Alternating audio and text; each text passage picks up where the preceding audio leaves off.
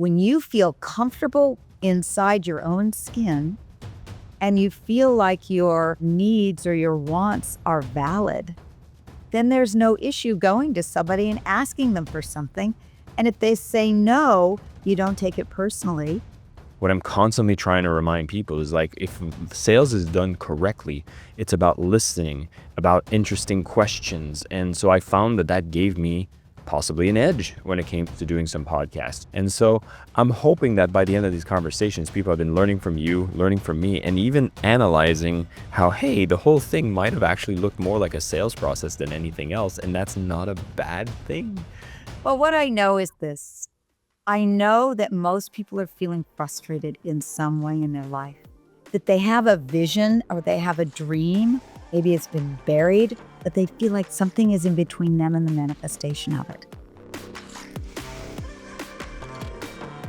Ladies and gentlemen, welcome back to the Selling with Love podcast. I have a legend in the field of personal growth that's joining me today. If any of you have looked into the chicken soup for the woman's soul, you would already be familiar with Marci Shimoff. She's the #1 New York Times bestselling author of multiple books, including Happy for No Reason, Love for No Reason, a woman that is behind the Transformational Leadership Council, sitting on that board, bringing together so many legends in the field.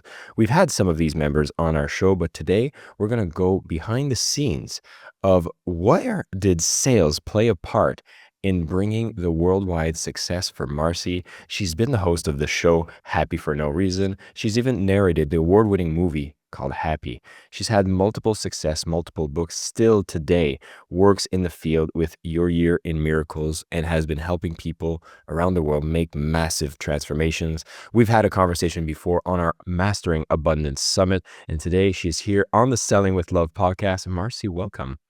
Thank you so much. I'm delighted to get to be with you again. We had a blast last time we got to have our conversation, so I've been looking forward to this. Well, we're going to have some fun. I want to dive into something that's a little vulnerable to start with, because it's going to be kind of calling out a conversation we were having behind the scenes, even coming towards this podcast.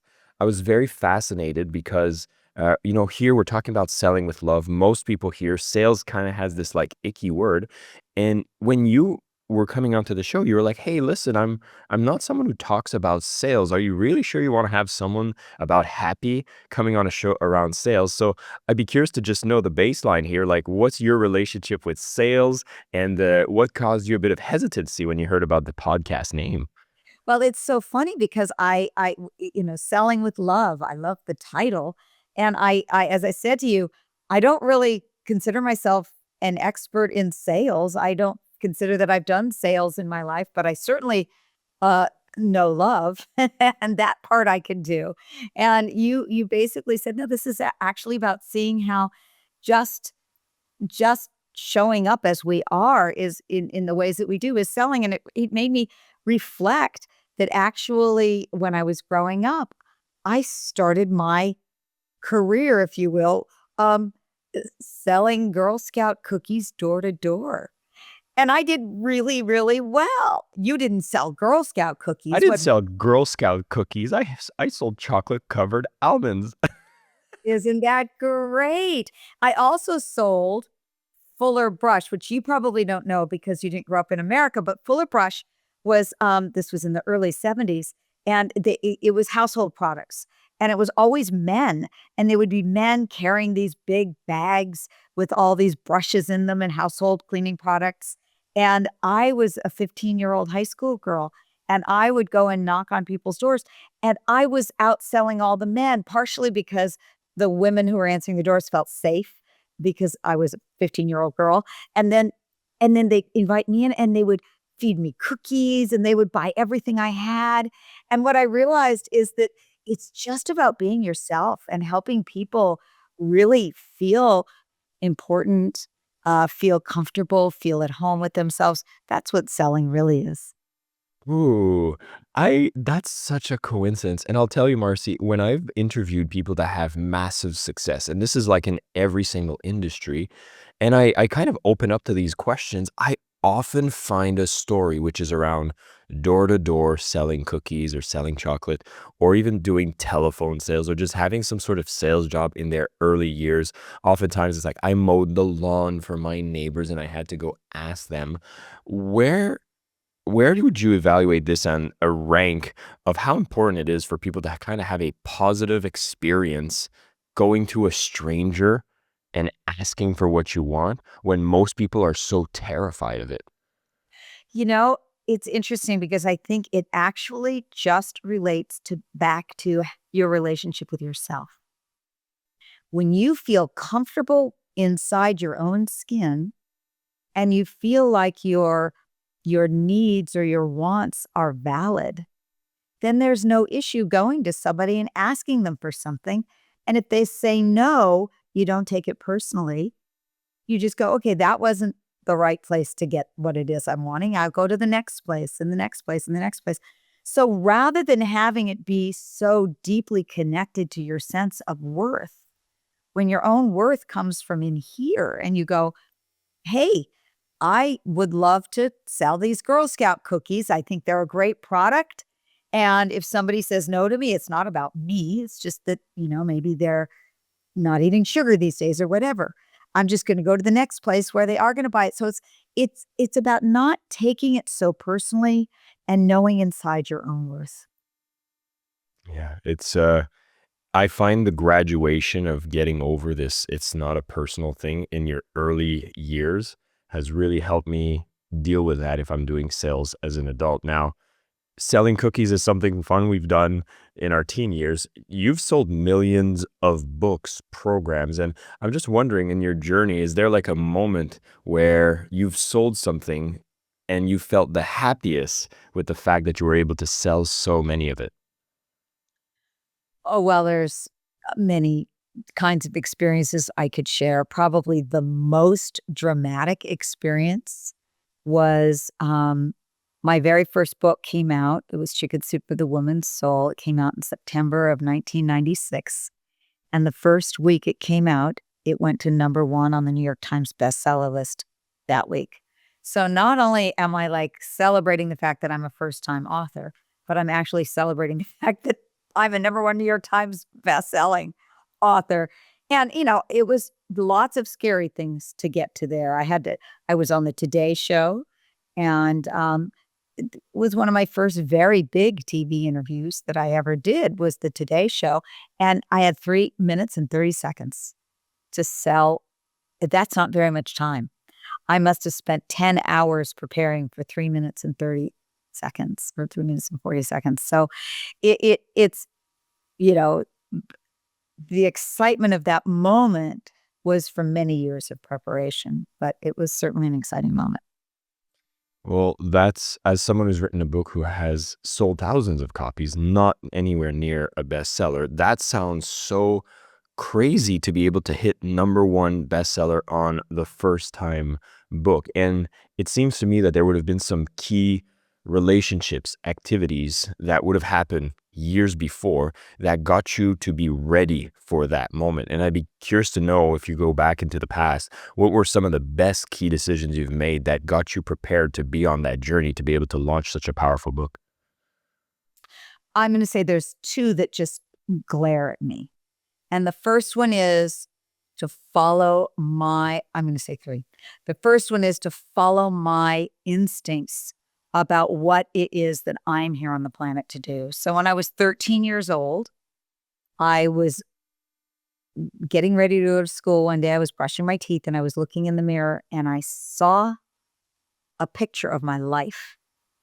And I saw that I would be standing on stages inspiring millions of people.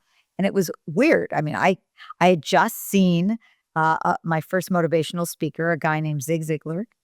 And yeah, and I said, that's what I'm supposed to do. And so I went home and told my parents I'm going to be a professional speaker. They had no idea what that was. My dad was a dentist. They wanted me to be a dental hygienist. When I told them I was going to be a professional speaker, my mother teased. She said, honey, you sure talk enough. You might as well get paid for it. So I did have this image, this vision of of inspiring people. And I followed that vision, even though it wasn't normal. It wasn't accepted. And so that was the first big thing that I think I did. And, I was very fortunate because I had people who were supportive. My parents ended up being very supportive of it. The second thing I did is I aligned myself with people in my industry who were already successful doing what I wanted to do. I don't think we ever reinvent the wheel. And this was back in the 80s. I had just gotten my MBA in training and development. I figured I'll become a speaker through getting practice doing corporate training. And I wanted to teach self-esteem. And I knew I wasn't an expert in it. I wanted to find an expert in it. And I asked around who should I learn from? And I kept getting this name I'd never heard of before, Jack Canfield. And it was well before the Chicken Soup for the Soul books that he originated. And I followed again my instincts, and I went and I got trained in self-esteem training from Jack Canfield the summer of 1989. As soon as I sat down in that training room, and there were about 100 people there, within 5 minutes of him talking, I said, "That's my mentor." I just knew it. He was the guy and the third thing that I did so the first was I followed what my instincts were. The second was that I got a mentor. And the third was that I was very burned out training and speaking, and I wasn't standing in front of stages of thousands. I was standing in front of stages of 50, which was fine, but it wasn't what my vision was. And a dear friend of mine one day said, "Marci, you're burned out. You're hitting your head against the wall. You're not getting progress." And she said, "I'm going to take you away on a silent 7-day meditation retreat." And I said, "You're crazy. I don't do silence. I'm a speaker. I speak." She said, "I don't care. You need this." And so off we went on this silent 7-day meditation retreat. I was very reluctant. And on the fourth day, actually, in the middle of the meditation, a light bulb went off in my head, and I saw the words, "Chicken Soup for the Woman's Soul." And nobody had conceived of a specialty book in the series. There was only one book out, the original Chicken Soup for the Soul. And I knew I felt like that was a message, a gift from the divine. I knew that was what was going to bring me to these big stages. I had one problem with this little scenario, and that is I still had 3 more days of silence before I could tell anybody my great epiphany. But as soon as I could come out of silence, I ran to the payphone and called up Jack and said, "Chicken Soup for the Woman's Soul." He said, "Oh my God, what a great idea. Can't believe nobody's thought of it." He called the publisher, who said the exact same thing. And a year and a half later, the book came out. So it was, I believe, really the combination of being clear about what it was I wanted in life, finding a mentor or someone's footsteps to follow in, and then also letting go and going inward for inspiration. And that's where I got that idea. Well, that's amazing. And it's now prompting me to kind of shine a lens on one of these areas. There's two moments that happen. One is at a young age, you're feeling inspired. You've seen Zig Ziglar, which I am jealous. Obviously, this is someone that's a inspiration for a lot of people, particularly in sales, right? Yes. But it's that moment you're in the mirror, right? And this download came to you of seeing a future vision of yourself. So it sounds that there's like a moment of inspiration that came from within. Then on the meditation, again, you're in silence. It's almost like you've tuned out noise and you're able to connect with something that's pulling you towards your next big thing. For someone who might be feeling like, I'm not tuned into it, I'm not getting downloads, I'm Right. not receiving insights, I'm feeling maybe even lost.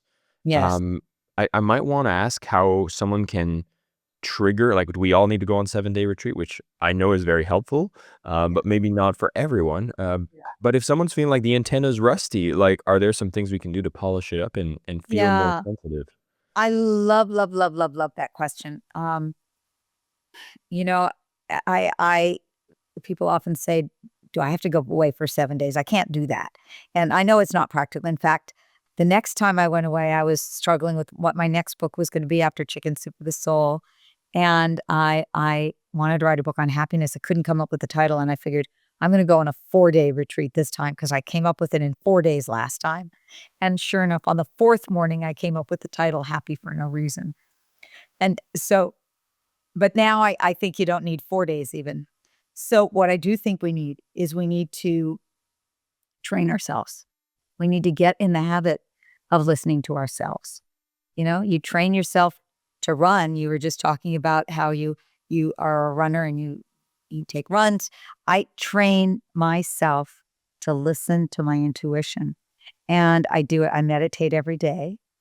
And sometimes I do specific techniques to help me with my intuition. There's one technique that I learned from one of my dear friends, Deborah Poneman, and it's called sitting for ideas.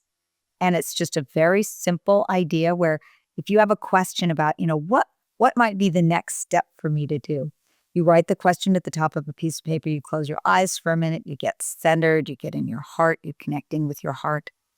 And then you open your eyes and you start writing and you free write. There are 3 rules. Rule number 1 is you start writing and you don't stop. Rule number 2 is you don't reread anything that you've written. And rule number 3 is you don't cross out anything as you go along. And you might be writing gibberish. It doesn't matter. But it trains you to get out of the analytic brain and to get in the left brain and to get into the right brain, which is the more creative. And over time, you end up seeing, oh my God, that was kind of really wise. And I don't think I would have said that from my logical mind. So that's one little technique that you can do, sitting for ideas. Another thing that you can do, there's a really beautiful instruction in the book, of course, The Course in Miracles. And it has you every morning ask 3 questions. I'm going to paraphrase these because I don't know them exactly by heart, but it's what would Spirit have me do today? Where would Spirit have me go? And what would Spirit have me say and to whom?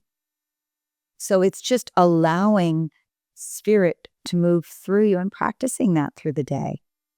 And, I think that we do these little things and we start to build the muscle of that intuitive hit, and if you're in, I have to say, if somebody is specifically in sales, it can really give you the instinct of, no, don't waste your time over there. That may not be the right thing, but I'm feeling drawn to go here today or to make this phone call today.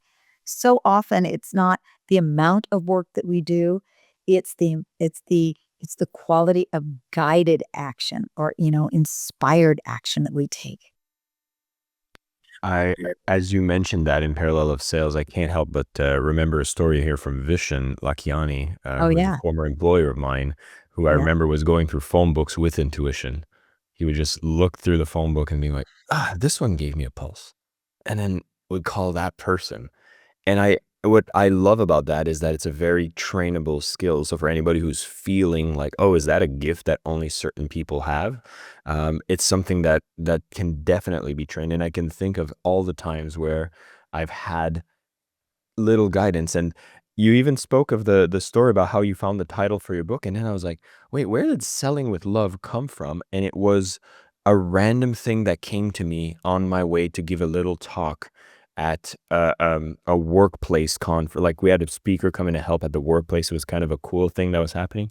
And I was like, what should I talk about? And I was like, oh, let me do a talk on like why I think selling is lovely since most people hate it. And it was like, it wasn't through deep research. It wasn't an analytical thing. It was an inspiration that came to me. And I forgot that that was the source. And it's been the catalyst of everything that's happening right now. And I think we might not like, I'm inspired now to do an audit of all the big things that have happened in my life. I have a feeling all came from those kinds of activities much more than the analytical side, but I seem to have forgotten about it. It's and it's so interesting that you would say how it just came from that intuitive side. I think the intuitive side or that soulful side is also the side that is more connected and empathic with other people. Because selling is really just about stepping into the other person's shoes and finding out what it is they really need and seeing how you can serve that need in them. And, I've never thought about this, Jason, ever. But for years, I made my living as a speaker. And yeah, I would travel around the world giving talks. And inevitably, I worked through speakers bureaus and I worked with many different clients. And anytime I had an opportunity to talk with a potential client, I would always, beforehand, I would always get the gig. And I know the reason. The reason is I know the potential client is always the meeting planner. And the meeting planner has a tough job. Their job is to make sure that this meeting is a success and that their audience goes away so happy with the event. And I know what makes audiences happy. Audiences want four things when you're a professional speaker. They want to be entertained first and foremost. They do not want to sit and listen to something boring. They're only going to give you their energy if they're feeling somehow entertained. They want to be informed. They want to learn something new that they can go home and tell their family. They want to so they want to be entertained. They want to be informed. They want to learn something practical so that they can actually do something different in their lives, in my kind of talk at least. And they want to feel connected. They want to have fun. They want to feel like they're in this really cool connection with me and with each other. And I say to the meeting planner, I know that your audience is looking for these four things. And that is exactly what I do. And I know my job is to make you the most popular person around where they go, oh my God, this was the best meeting we've ever had. I can't wait to bring back 10 other people next year. And they go, oh, that's exactly what my audience wants. And that's exactly what I want. And they book me on the spot. And the only thing I've done, I haven't told them anything about really the content of what I'm doing. I've told them what it is their job, what needs they have and how I'm going to fulfill their needs. That's all you do is in any kind of sale. Well, Marci, if I could take a little sidestep and share some of my material and the fact that what you just shared is exactly what I advocate, because in the concepts of selling with love, the second love is to love the client. And to show love to the client is to understand the client. And when you know what are their pain points, what is it that they actually are seeking, what is the most important transformation they're trying to have through this transaction, then you're speaking a language which is like, wow, this person understands me more than I understand myself, and thus leads to building trust, thus leads to an emotion of love and more sales, more success. So whether that is consciously or unconsciously, I would give you a gold star as a non-salesperson doing fantastic sales in the process. And I think this is something that like my biggest thing that breaks my heart is I see wonderful, amazing, successful people like you who you've sold millions of books, you've sold corporations to take a chance on bringing a speaker talking about happiness in corporate America in the 90s. Like that wasn't the hip thing then. And here you are, you're going out there and you've been selling so successfully. You've been selling beautifully. And most people, when they think of a salesperson, will have the most negative association with the things we see in the media, Wolf of Wall Street, Mad Men, manipulation, taking advantage. And, we'll have our own experiences with a negative salesperson that would leave us, or hearing a story of a negative sales experience that will let us be distrustful. And I'd be curious to look into your own history. Like, do you have someone that has sold to you that you remember that actually felt like an amazing purchase experience? Oh, an amazing purchase experience. Well, okay. I'm just going to go with this one. My home. 6 years ago, we had sold our original home in Marin. I live in Marin County, California, where the prices are exorbitant. And we were renting for a while, and it was time to buy another home. And we knew, my husband and I knew what we wanted. And I wanted lots of light. I wanted a big view. We've always had big views. privacy and nature all around and enough space. And I had a, a realtor who had been referred from a friend. Her name is Carol. And Carol was amazing because she really, really, really wanted us to have what we wanted. And Jason, I looked at 250 homes before I found the home that I even wanted to put an offer on over 14 months. She was incredibly patient. She didn't go to all of those homes with me, but she went to a lot of them. And she never pressured me once, because if I would walk in and go, she, no, nothing. She knew, she trusted me to trust myself. And she stuck with me and hung with me. And she said, don't worry, you're going to find it. It's worth it. She was also a very spiritual and cosmic person. And she said, when the time is right, it'll show up. She gave me all the right encouragement. And we walked into this house and I said, this is it. She made sure I got it.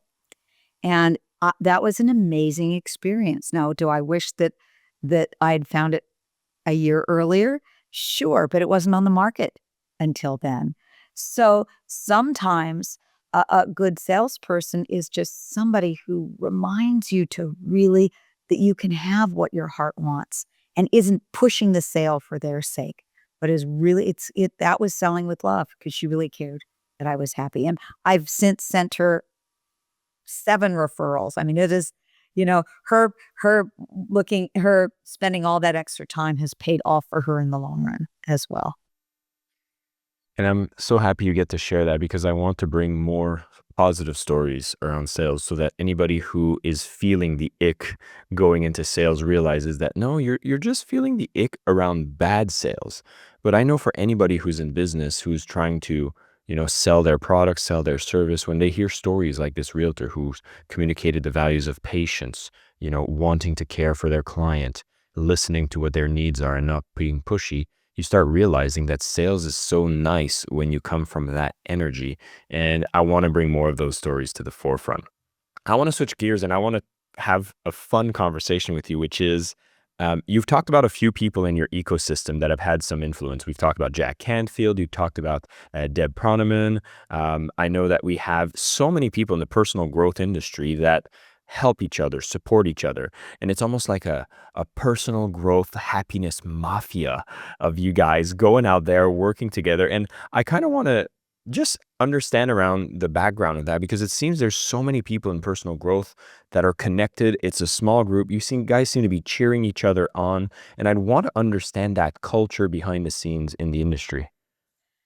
Well, I'm delighted to share a couple of very specific stories that have been just amazing for me. It is definitely, for me, community is everything. And I feel one of the reasons I love the work that I do is that I love the people who are in this industry. I love the people who are in the industry of speaking and teaching and writing, because they care about the same things I care about.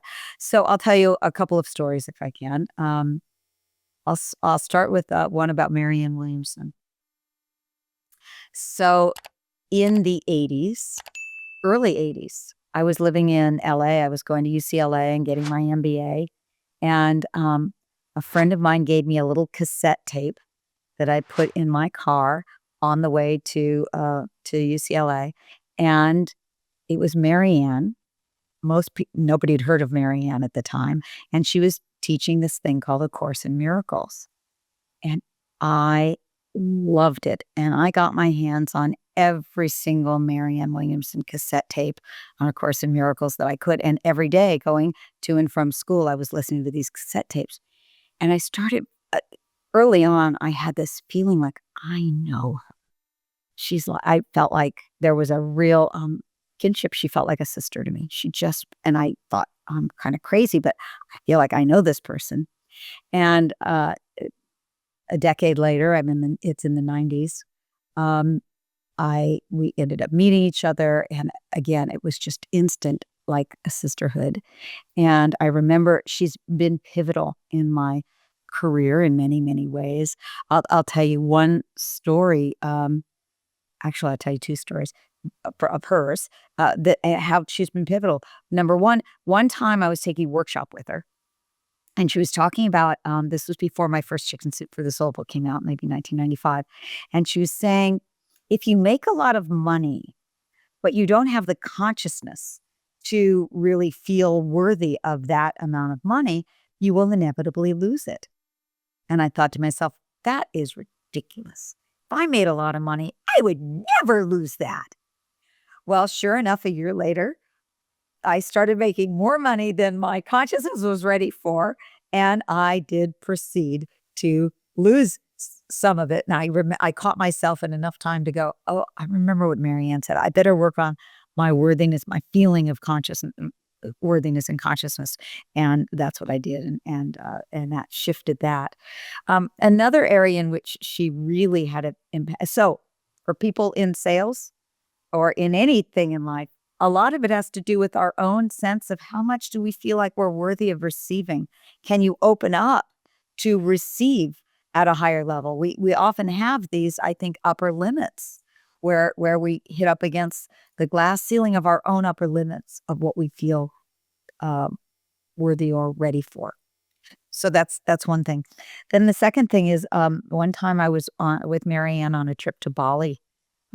It was just a spiritual pilgrimage to Bali, where you are right now, as a matter of fact. Bring it That's home. Bring it right. home. Oh, there we go. Oh my goodness. Thank you so much for reminding me. Anyway, so we're in Bali, and it was a small group, maybe 20 people, 25 people. And in the mornings, she would do these little talks, and people could ask questions. And I remember I timidly said, I know I'm supposed to want to be super happy on my own and super fulfilled and all, but I really want to meet my husband. And she looked at me and she said, Marci, that desire to meet your husband is wonderful to have.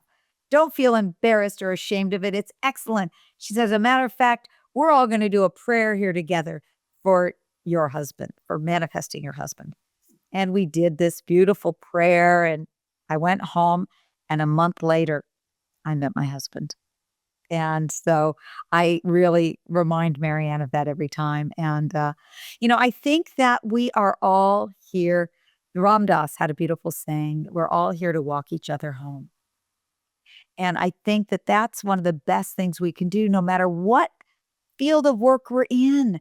We're all here to, in whatever way, remind each other of the beauty of our divinity and of how we can really live the lives that we are here on this planet to live, the lives of thriving and joy and love. Well, sometimes if we're caught up with a lot of the social media noise and news cycle, we probably lose touch with this little quote you said about we're just here all walking each other, and there's compassion and there's care and there's community. And I'd be curious if you have any habits in today's time that you do to keep yourself connected to love. And I know this is obviously the topic you're most connected with, happiness and love. But we're getting drawn into a lot of these lower vibration, fear-based ecosystems a lot. And so I'd be curious to know if we have something that can help people be reconnected to a bit of these higher vibrations of love and happiness. Yeah, two things. One is create boundaries. I am very selective about what I feed myself. I really think that everything we take in, a lot of people are very careful about what they take into their bodies. I eat only healthy food. I eat organic food. I want to take care of this body. Well, we have an emotional body all around us, our emotional body. What are you feeding your emotional body? I don't feed much news to my emotional body. I read headlines, and I get exactly the minimum that I need to know to kind of know what's going on the planet. I don't watch it visually because it goes in more deeply. So I don't, watch people running away from bombs or whatever. I can't. I don't. I choose not to. So I'm very careful. I'm very careful on social media. I actually don't do much social media at all.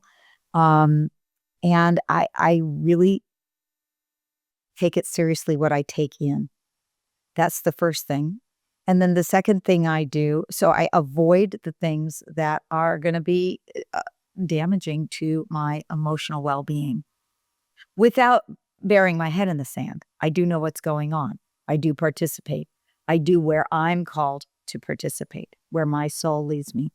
And then the second thing I do is I feed it what it is that I really want, that nourishes me. I surround myself with amazing people. I do the things that I love to do. And sometimes, that even means saying no to things that might, for example, make me money, but I don't feel like doing it. I have a dramatic story of that I'm happy to share. I don't know if I shared this with you, Jason, but Maybe on the in our last other. one, I think I'd be curious to bring it up to the public. Okay.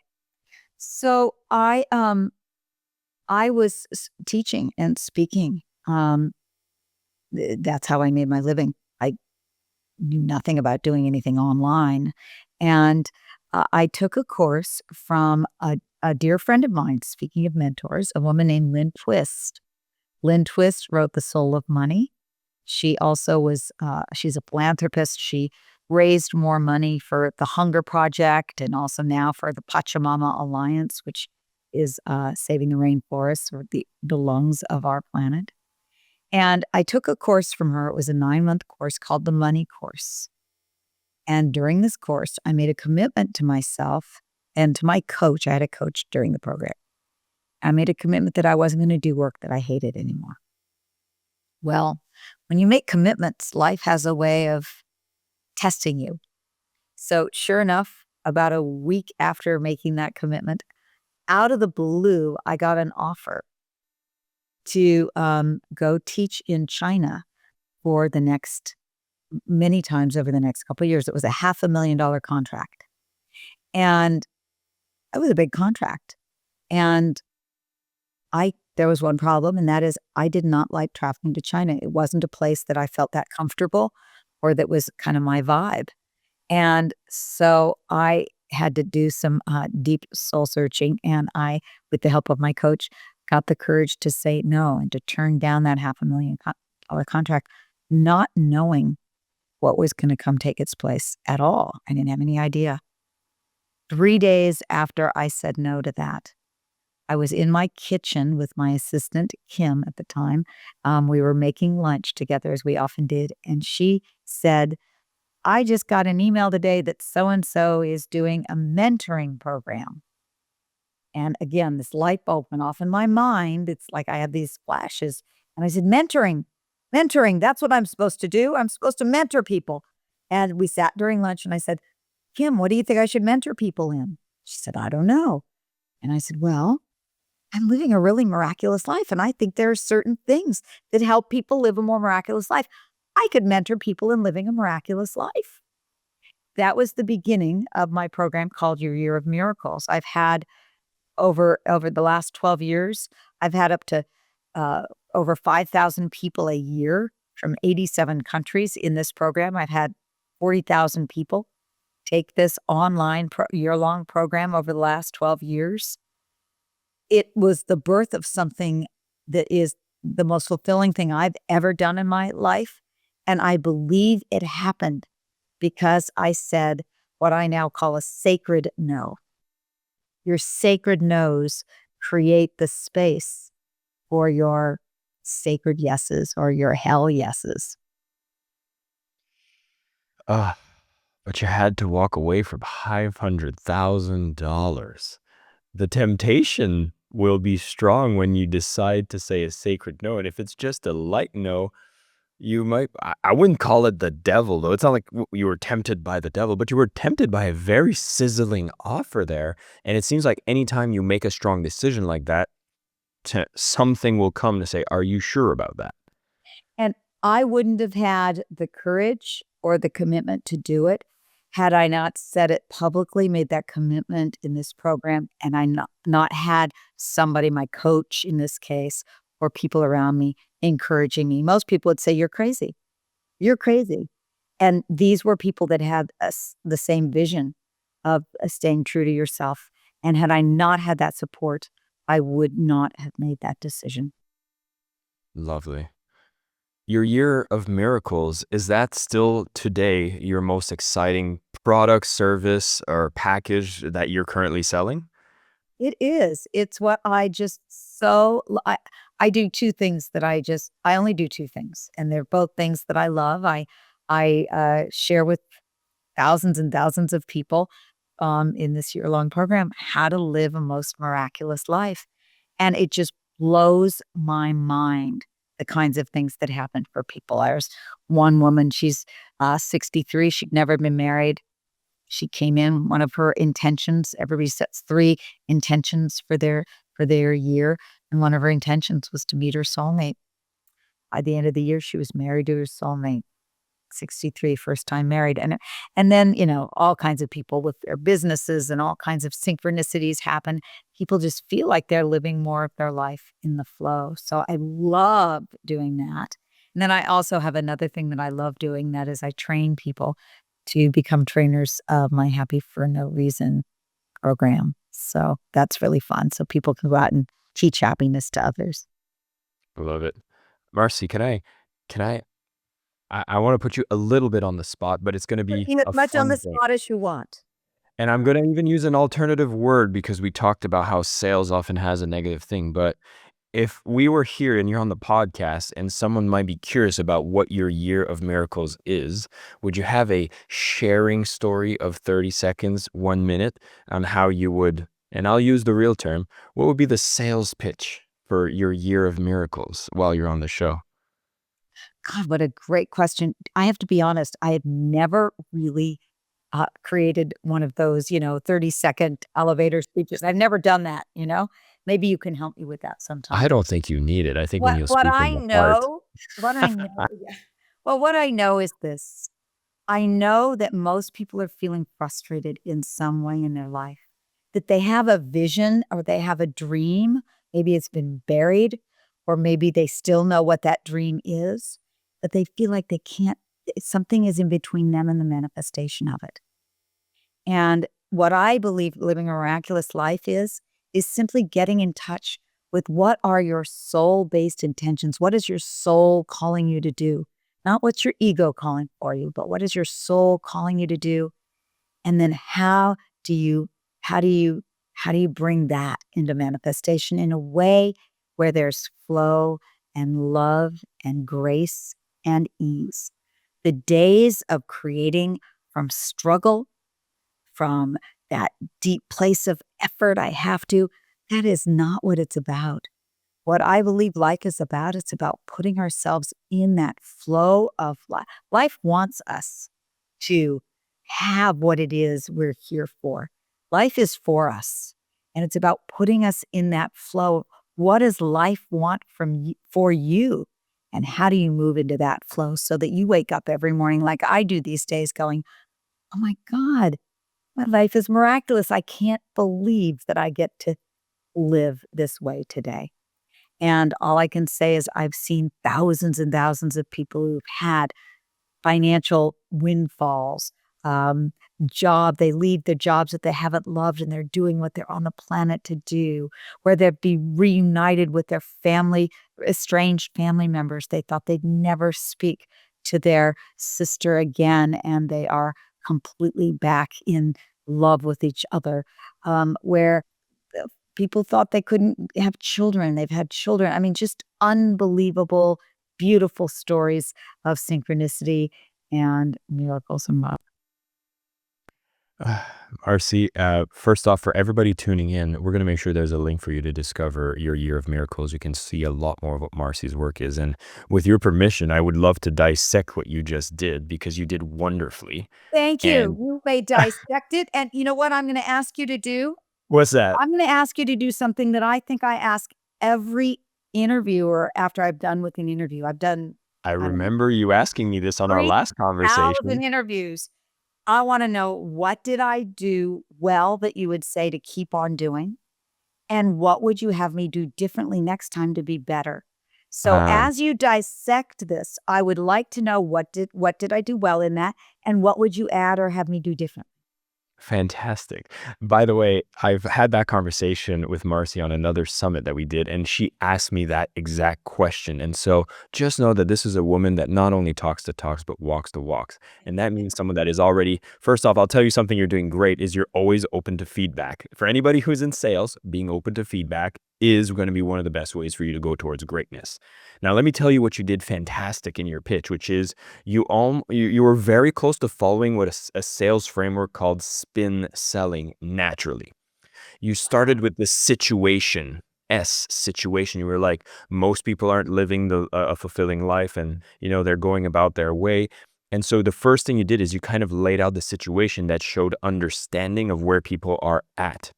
Mm. And you talked about then the P is the problem. And you said the problem is people aren't living higher potential. They're not aligned. They're not even open to miracles. So you naturally had people go like, oh yeah, it sounds like she's talking to me. Oh yeah, I have that problem. And then you went into speaking about what is like the needs payoff, which is more of well, what does it look like if you fix that problem? And then you started speaking about all of the wonderful ways we should be living life. And now you painted a future picture of what life could look like without this problem. And then the next thing that naturally comes to people's minds is like, yeah, but what if this isn't for me? What if, I'm different? And then you started sharing stories of people, case studies, people that go through it had these kinds of transformation, dealt with these kinds of problems, so that anybody listening saying like, well, I have, what I'd love to have is possibly a child. And you've even said, well, somebody had a child. Well, what I would want is love. Well, somebody found love. Well, I'd want financial. Well, so now you're eliminating objections in the process, Mhm. which leaves the person by the end of what you just shared right there, which is like, I'm curious, what's next? And so everything here, perfect. And if you want to have the critique, since you've asked for it, the only critique is you didn't tell me what to do. Now that I was all excited about your year of miracles, I would have, the only thing to make it a pitch would have just been like, and if this speaks to you, you should go and look up your year of miracles. We're going to have, you can sign up for the waiting list. You can sign. So it was just a call to action. Love that. Thank Yeah. you. And you know what? I will remember that absolutely the next time for sure. And your voice and your face will come to mind as I'm doing Yes. that. And I love the spin. I Yeah. love that. So S is the situation, P is the problem. Yeah. What's I I? is the fun. It's an interesting one. It's the implications. So I Uh-huh. think I actually mixed up my spin. I is the implication. So you like once you've talked about the problem, is like, well, what does that lead to? Uh-huh. Like, what are the problems? And this is a very big book that I believe came out in the 80s called Spin Selling. It's a really like a staple in sales training. So, okay, that problem exists. So what? So what's the implications of that problem existing? And the needs payoff is like, if imagine what'll happen if this problem is not in your life, you've solved it. And it's a very powerful sales framework and definitely one that's easy to remember and it's fun to do. Love it. Oh, I Yeah. love this. See, Yeah. I have to say, I'm just gonna say a little pitch for you right now because as I say, I've done probably 3,000 interviews, never one on this topic. And as I told you, I was reluctant because I feel like I'm not an expert on this topic. But I said yes to you because you're so interesting that I enjoy getting to be here with you because you're not just asking questions. You're actually giving back to me. You're teaching me as I'm on with you. So I just want to reflect Oh, to you that it's really a unique thing that you as a podcaster do, which is you just bring in lots of great information and make it an interesting conversation that makes me want to come back for more. well, I will receive that fully. Thank you. And, I think I'm very lucky because I bring very interesting guests that are fun to have conversations with. So I'll throw a little bone back. But, I've done a lot of practice and I've done over 500 interviews and I have a sales background. And this is, again, what I'm constantly trying to remind people is like, if sales is done correctly, it's about listening, about interesting questions. And so I found that gave me possibly an edge when it comes to doing some podcasts, you know? And so I'm hoping that by the end of these conversations, people have been learning from you, learning from me, and even analyzing how, hey, the whole thing might have actually looked more like a sales process than anything else. And that's not a bad thing. Well, I'm happy we have the year of miracle existing. I'm happy that you've been doing this. You've been training, God, tens of thousands of people into making these massive transformations. Anything that you're excited for in the future? Like what's next for Marci? What's going Yeah. on? So, well, first, I'm delighted to answer that question because I do have some things I'm very excited for in the future. Um, uh, but before I do, there was one other story I just wanted to share with you because I think it really reflects just how important it is, the people around you. You were asking about, people in the transformational world and how we all seem to know each other and help each other. So I just want to tell you a story about John Gray. John Gray wrote Men Are From Mars, Women Are From Venus. So John and I learned meditation when I was 16 and have been a meditator since then. John was also a teacher of meditation. We knew each other way back when. And in 1980, John gave his first workshop on he had just been a meditation teacher for years before that, and he was giving his first workshop with his then wife called Making Love Work, and it was in the living room. It was on relationship, and it was in the living room of their home for 10 people and their friends, and it was free to tell them whether it was worthwhile or not. And so that was the very first relationship workshop I ever went to. I went to it with my first boyfriend, and it was fantastic. And so we all said, "Oh, this is great. You've got to do this."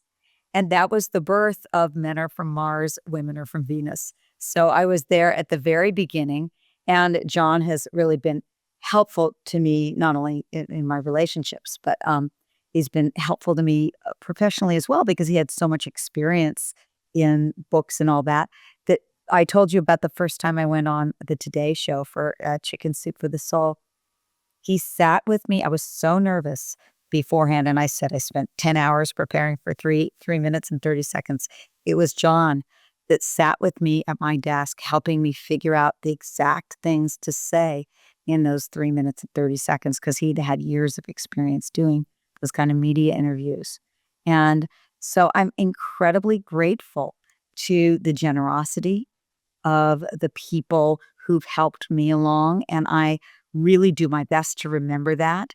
So when people ask me for things, endorsements or support in some way, I think it's really important that we pay it forward because you have no idea how that will come back to you. I mean, that is also part of selling, is just giving where you can, and you don't know what your if somebody asks you for a favor and you sincerely feel that it's a yes and you do that, you don't know that 5 years later that won't come back to you in some very big client that will come your way. Yeah. Well, I love that you had the impulse to insert this because I often ask about, what does selling with love mean to you? And I think you've just defined it in a beautiful way. Is understanding every single conversation you have might lead to something that'll have a ripple in the future. And I think for me, the biggest thing I love from the conversation we have is to have that trust in that intuitive pulse. I think it's something that I've not spent as much time recently nurturing. And now that I've taken the time to think back of the most defining moments in my life have always come from something that was in line with that pulse. And I think that's going to be very supportive for anybody on the process of building their business, going out there or helping people and selling in the process. And it's been an absolute joy to have you on the show. But I do still want to bring you back to the original question, which is Oh, what's yes. next? What excites me next? Oh, yes, yes, yes, yes. So I love documentaries of people's lives.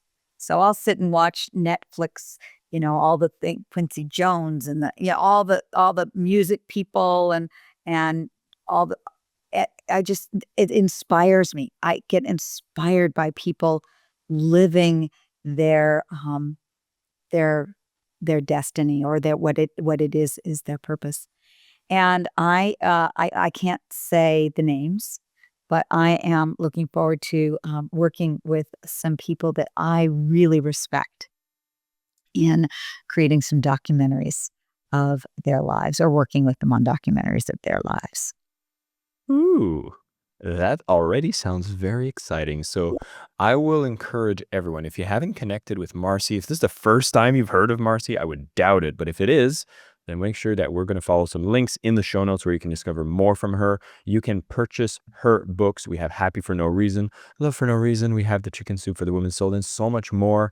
But we want to make sure that you stay connected. You can actually go to her website and you'll be able to sign up. Are there some free newsletters, some fun stuff that people can get on board at your Absolutely. website? Yeah, I in the Happy for No Reason website, we have a free workbook. It's got 21 of the happiness habits that I found that anyone can practice to raise their happiness thermostat or happiness set point. And it's got a simple practice that takes a minute or two for each one of those habits. It's also got an assessment where you can see where you are on the happiness scale. So that's at happyfornoreason.com. And then at Your Year of Miracles, we have a beautiful meditation there for you as a gift. You know, I've absolutely enjoyed our conversation, but one thing I want to remind for everybody that's tuning in that isn't as familiar with your work is we haven't even scratched the surface of the amazing transformational tool that Marci provides. And, you know, you think of the volume of the millions of people she's transformed, and you would definitely want to grab these tools and make sure to go and dig deeper. Everything around for no reason, we haven't even touched much onto this podcast. And once you go down this rabbit hole, I have a feeling you'll leave with a smile on your face and some beautiful synchronicities transformation coming through your entire life.